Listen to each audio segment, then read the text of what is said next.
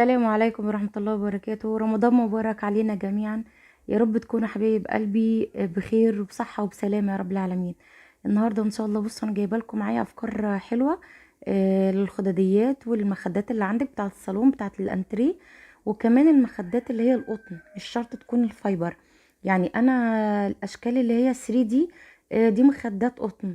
التانية اللي عليها الخياميات دي هي والبومبا اللي في النص دول فايبر. تمام. عايزه اقول لك ان ما كلفتنيش حاجه. المتر القماش انا جايباه ب20 جنيه، الفرنش انا جايباها المتر ب2 جنيه. يعني انت لو اشتريتيهم من بره هيبقوا بمبلغ وقدره. انا لما روحت سألت لقيت الواحده عامله 25 جنيه. تمام. يعني انت لو جبتي مخدتين هتجيبيهم ب50 جنيه. انا جايبه المتر عمل معايا حاجات كتيره جدا ب20 جنيه مش اكتر. عايزه اقول لك كمان ان المخدات دي على وشين. يعني بصي انا عايزاكي برضو تقولي ايه رايكم.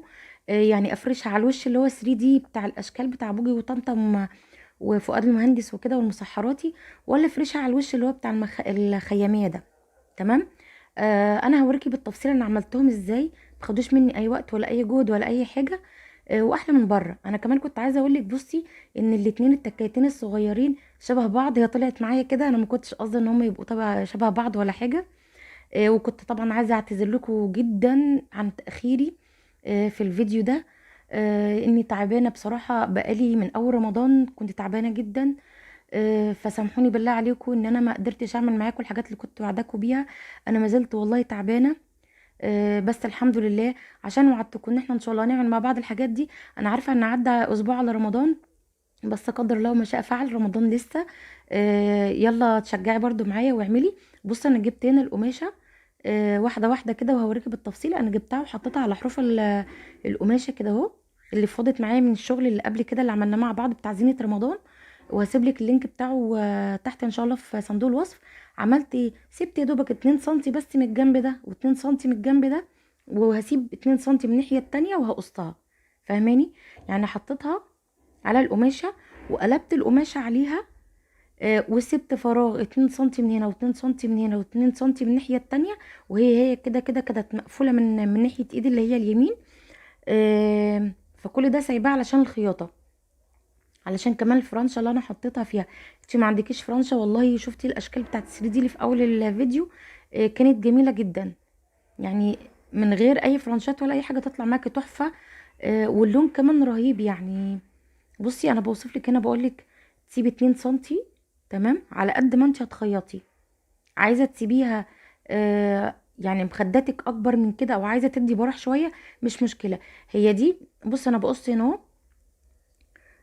هي دي مخده فايبر. تمام. انت لو مخداتك قطن طبعا القطن بيفرش شويه.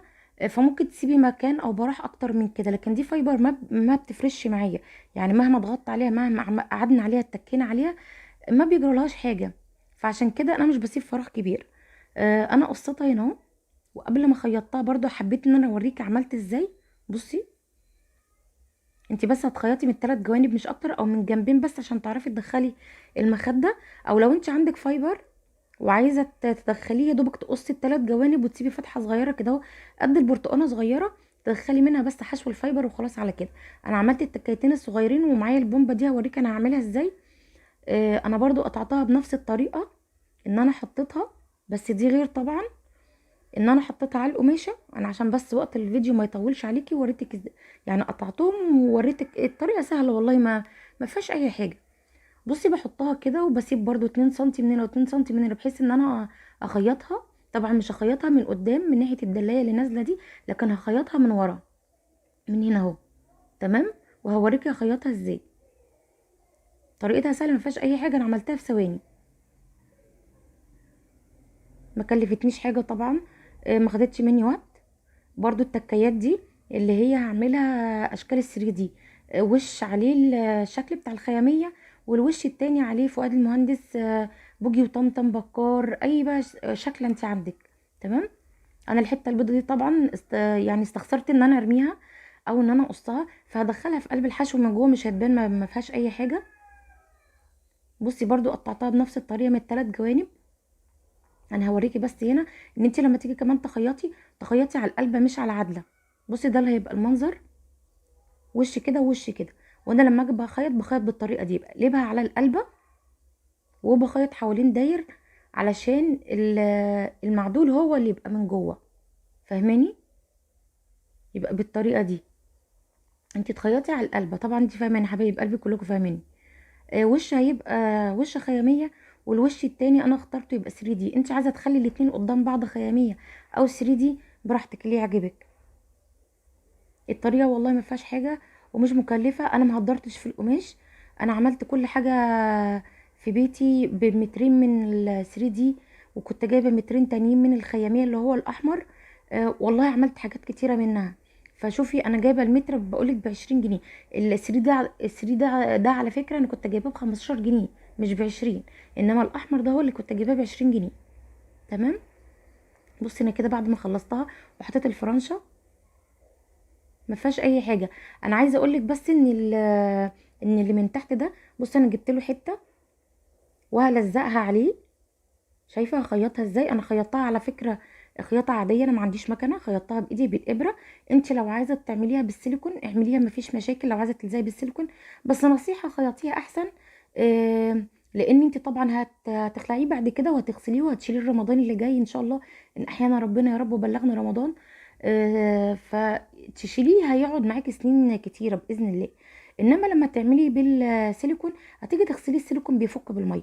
بصي شكلها لما خيطتها حوالين داير وحطيت الفرنشه.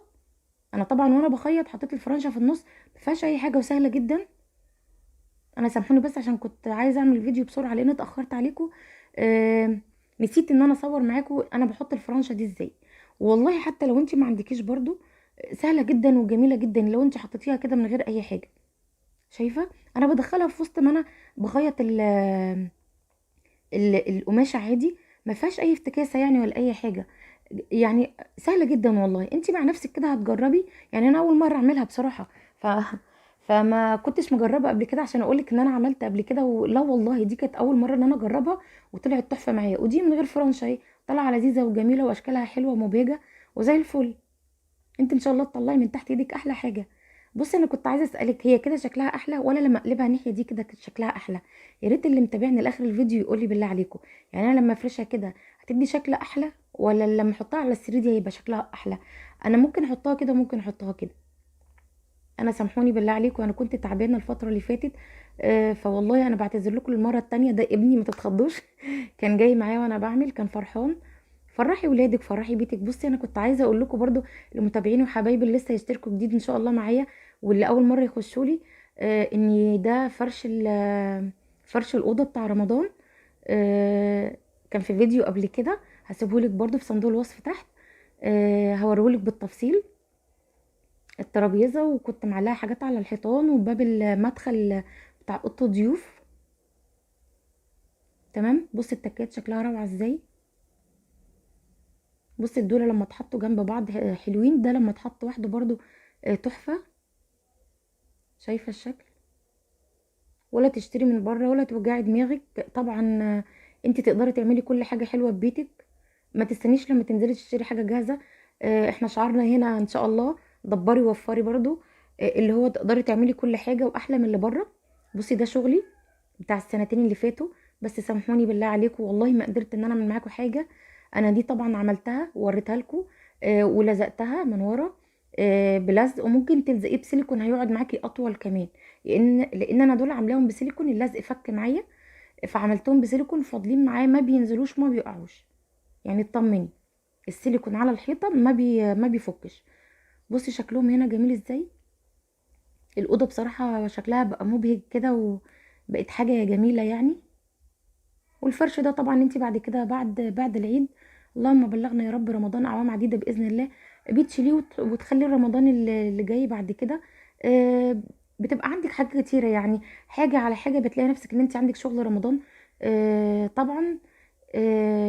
فرحي البيت. يعني انا مش بقول ان دي الحاجات اللي بتفرحنا في رمضان، بس طبعا بتبقى ليها روحانيات وليها حاجات كده بتخلي ان في جو جديد في البيت. يا رب ما كنتش طولت عليكم ما رغيتش معاكم كتير، واسالكم بالله الدعاء ليا.